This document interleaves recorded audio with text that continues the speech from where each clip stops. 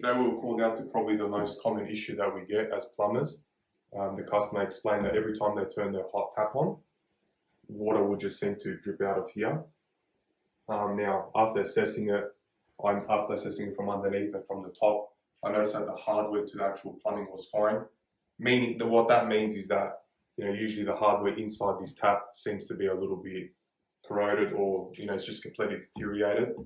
So that means that we have these three fundamental keys to it. Okay, some plumbers will try to tell you that you need to change the whole hardware to this.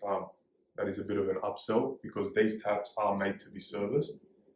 You'll see that you've got three items here, that are pretty easy to take out and service them. But in saying that, you want to service them with the best quality. Now, what was happening here was the tap seemed to have, this jumper in the old tap seemed to have been completely squashed. Now that's from a cheaper material. So what we've opted to do here is go for a soft turn close in the jumper valve.